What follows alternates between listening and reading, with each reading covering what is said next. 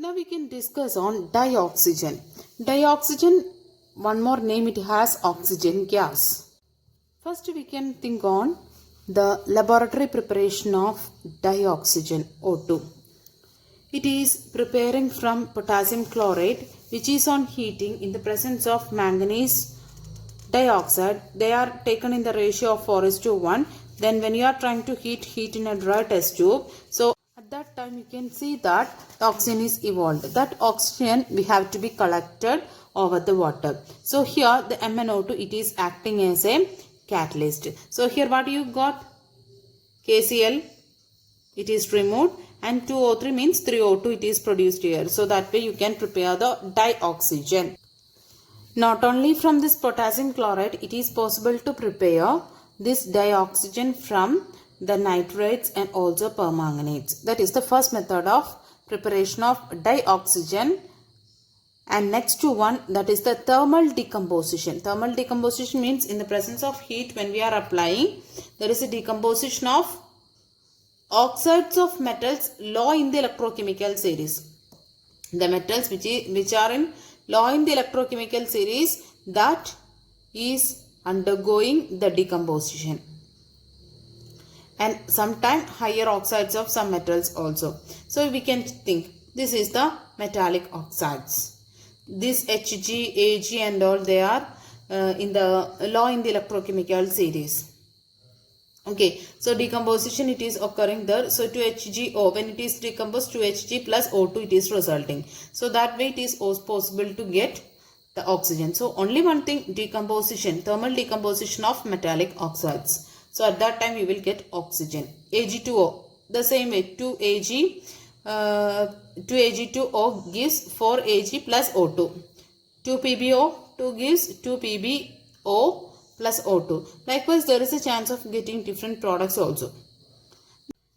Next method of preparation of dioxygen, that is from hydrogen peroxide. This hydrogen peroxide H2O2 it is decomposed into water and dioxygen in the presence of finely divided metals and also the manganese dioxide as a catalyst. Okay, so this H2O2 it is changed into water and dioxygen. That is the three methods of preparation of dioxygen. Next one, industrial preparation of dioxygen. Mainly it is getting from two ways, from air and from water. Air means fractional distillation of liquefied air. So that we discussed early in the preparation, industrial preparation of dinitrogen's case. That means you have to be take one fractionating column. In that fractionating column, you have to be pass the liquefied air. Liquefied air means first step is liquefaction. So that liquefied air, when you pass through this fractionating column and try to give the heat. So which one is having the lowest boiling point, that will be collected first with the delivery tube, and it will be so liquid nitrogen, because of its boiling point is very low, that's why liquid nitrogen we are collecting first. Afterwards the liquid oxygen, it will be come through this delivery tube and you can collect. So the first method of preparation for the industrial preparation of oxygen, it is the liquefaction and the liquefaction of the air through the fractionating column by the method of fractional distillation. The next one, the industrial preparation of oxygen, that is from water. That means the oxygen can be behind from water by the method of electrolysis. This method you studied many times.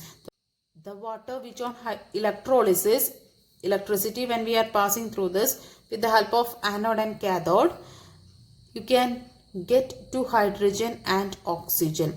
Oxygen which is collected at anode and hydrogen which is collected at the cathode. These are the two methods of preparation of oxygen industrially. Next we can discuss on the properties. Physical properties, they are colorless. Oxygen it is a colorless, odorless gas, and its solubility it is said to be the sparingly soluble.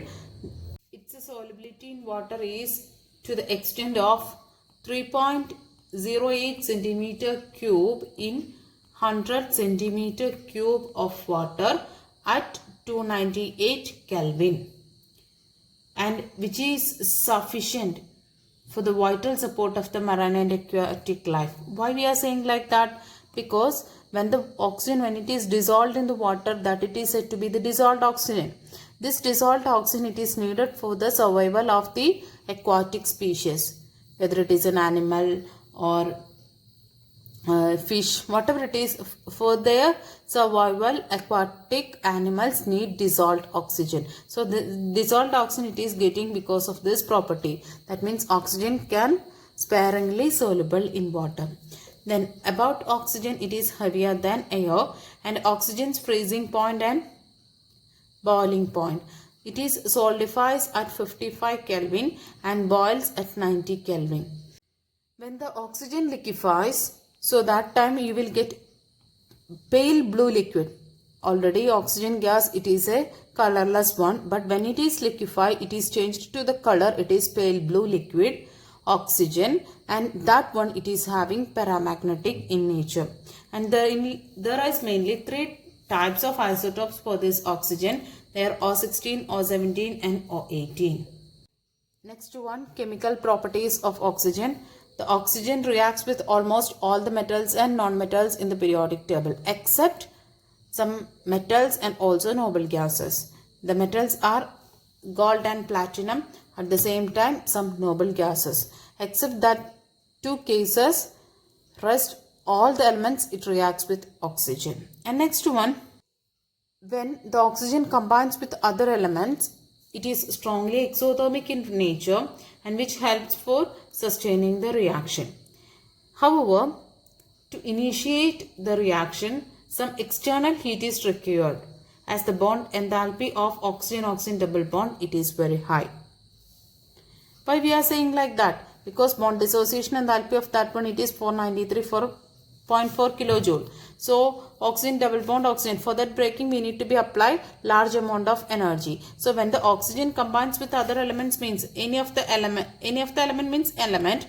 When it combines with oxygen want to be joined with this element, no. So at that time the oxygen's bond breakage, it is needed. For that breakage, some energy it is needed. So most of the oxygen reactions, for the initiation of that reaction, we have to be apply some amount of energy, because of the fact that their bond dissociation enthalpy, it is very high.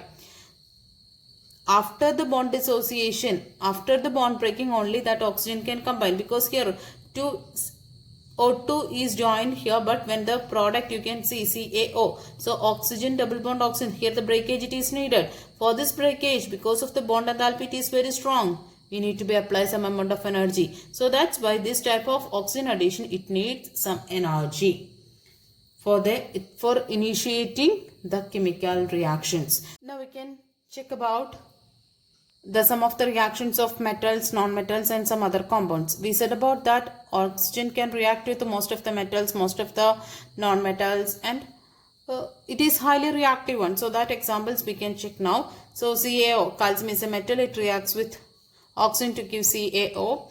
Aluminium, it reacts with Al2O3. P4, it is a non-metal, it reacts with oxygen to form P4O10. Carbon, it is a non-metal, it reacts with CO2. Sulfur, not only these metals and non-metals, they are reacting with the compounds also. So ZnS plus O2 gives ZnO plus SO2. Then methane plus 2 oxygen gives carbon dioxide plus water. These are some examples of the chemical reactions of the oxygen.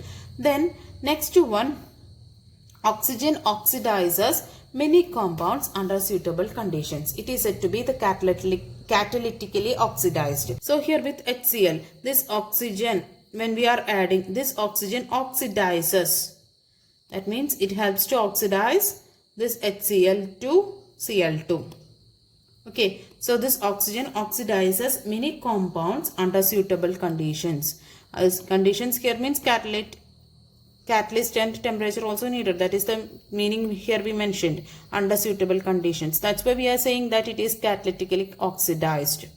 With the help of catalyst only, this oxygen, it is acting its oxidizing power. So that time this oxygen helps others to be getting oxidized.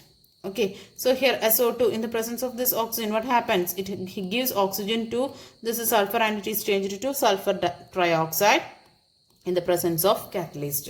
So the one of the important role it is oxygen, it helps the others to oxidize under suitable conditions. Next one, uses. A lot of uses for this oxygen. Some important uses we can discuss now. As you know, the oxygen it is very essential thing for the respiration and combustion processes. Not only that, oxygen it is used for oxyacetylene welding, that it is needed in the manufacturing of many metals, particularly steel. The next one, oxygen cylinders, that you know that oxygen cylinders it is very important one in the hospitals. Then not only that, high altitude flying and also mountaineering, for that this oxygen cylinders it is needed. Then as you know, the combustion reactions need oxygen. So the combustion of fuels, example hydrogens in liquid oxygen, provides tremendous thrust in rockets. These are the important uses of dioxygen.